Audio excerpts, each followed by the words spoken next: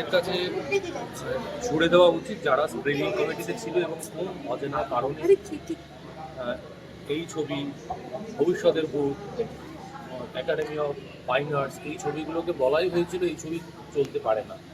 কোন অজানা কারণে সেই কারণগুলো যদি আমরা জানতে পারতাম তাহলে ভবিষ্যতে যারা ছবি বানায় বা আমরা যারা ছবিতে অভিনয় করি বা আমরাও ভবিষ্যতে যখন ছবি বানাবো এই ক্রাইটেরিয়াগুলো মেনটেন করে বানাবো। আশা করি ওনারা সদুত্তর দিতে পারবেন। এখনো ওই কমিটি এক্সিস্ট করে। বেশ একটু কেটিভি ডাউন করো।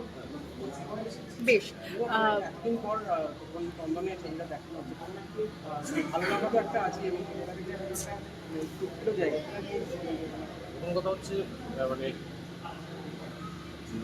পূর্ববর্তী যে সরকার তার প্রতি যতটা ঘৃণা সবটা মানুষ উঠবে দিল আর কি, এইভাবে হাউসফুল করে এবং 3 দিন হাউসফুল করে ছবিটা জি5-এ রয়েছে, ছবিটা দেখে ফেলছে। তা সত্ত্বেও মানুষের এই নিঃশব্দ বিপ্লব বুঝিয়ে দিল যে এই ছবিটা 2022-এ এইখানে সসম্মানে চালনা করলে একটা মানুষ চলে গেছেন, তাকে এতটা কষ্ট নিয়ে হয়তো যেতে হতো না, তার মনে তো এই কষ্টটা থেকে গেল।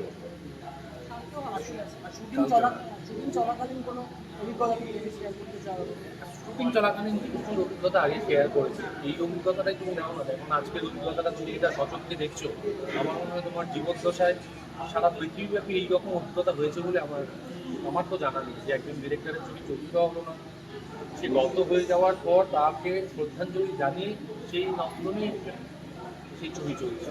এবং সেই ছবির বহু বছর হয়ে যাওয়ার পরও আজকেও কিন্তু দেখতে পাওয়া যাচ্ছে যে হল ভর্তি দর্শক।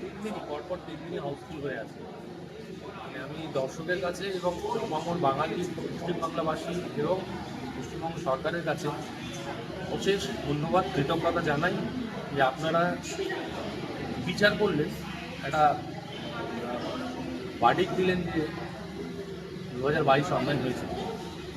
জিতুদা, এই ছবিটার মাধ্যম দিয়ে বা এই ছবিটার নাম দিয়ে তাহলে বলা যেতে পারে যে অপরাজিতই রয়ে গেলেন অনিক দত্ত। অনিক দত্ত আর্টিফিকেট, ছবি আর্টিফিকেট এবং বাংলার মানুষ আর্টিফিকেট, তাদেরকে কর্মী জানাই।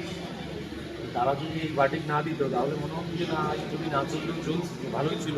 স্ক্রিনিং কমিটি যেটা বলছিল এই ছবি চালানো যায় না, তার একটা কারণ খুঁজে পেতাম আর ওই অজানা কারণ এখনও থেকে গেল। তাই জন্যই আমরা জানতে চাইছি, আমি অন্তত জানতে চাইছি সেই কারণটা যদি বলে দিই। অনিক দত্তের আমরা প্রত্যেকটা সিনেমাই দেখেছি কিছু না কিছু অর্থবহ সিনেমা, প্রত্যেকটার মধ্যে আলাদা আলাদা অর্থ ছিল।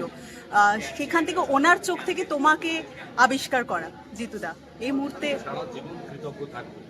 এই কৃতজ্ঞতা তো আর কোনোভাবেই আমি বেঁচে থাকলেও আমি ঋণ শোধ করতে পারতাম না, এটা আমি আগেও বলেছি, এখনও বলছি এই ঋণ শোধ করতে পারবো না।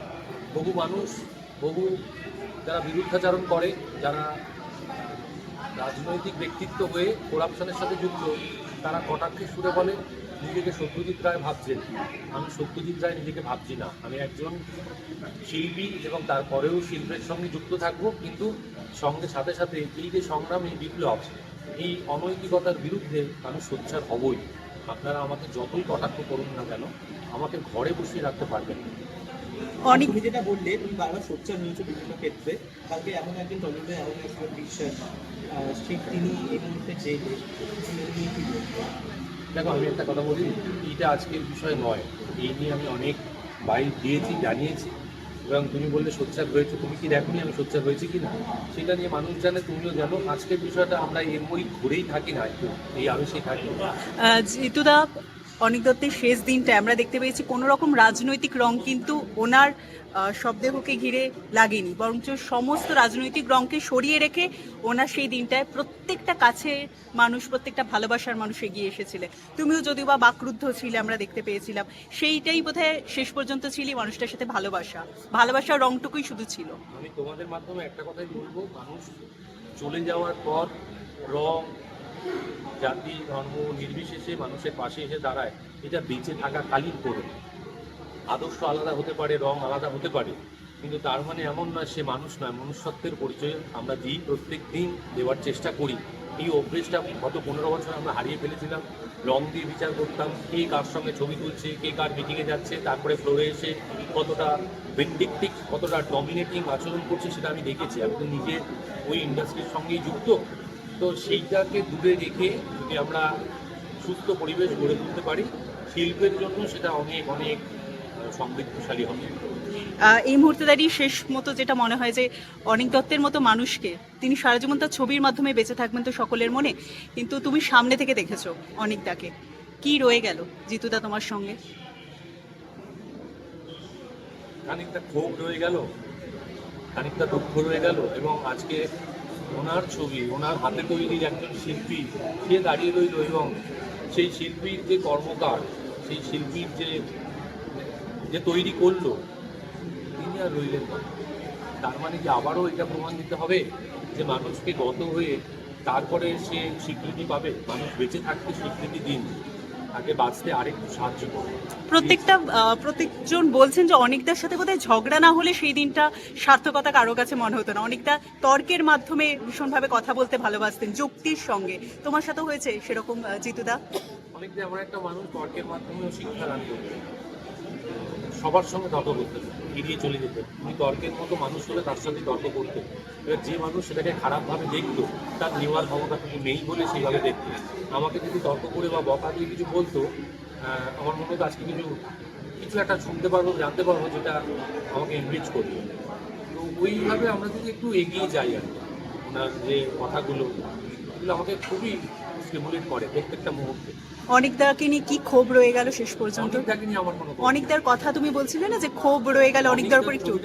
সেই ক্ষোভটা রয়ে গেল, সেই যন্ত্রণা রয়ে গেল, সেটা তো আর পূরণ হবে না যতই নন্দনে চলুক না কেন। 2022-এ এই ছবি চললে যতটা আত্মার শান্তি আমিও পেতাম, অনেকটাও পেত, সেই শান্তি তো কখনোই পূরণ হবে না। এটা একটা সংগ্রামের প্রতিফলন, এবং তার জন্য অনিক দত্তকেই আমি পুরোটা শ্রেয় করি।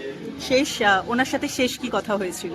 শেষ তো যেদিন চলে গেল তার আগের দিনই কথা হচ্ছিল, আমরা অনেক অপরাজিত টু নিয়ে প্ল্যানিং করছে, আবার তোমাকে বসতে হবে, পড়াশোনা করতে হবে, একটু আরও মেডিটেশনটা ভালো করে করো, তাড়াতাড়ি দেখা হচ্ছে।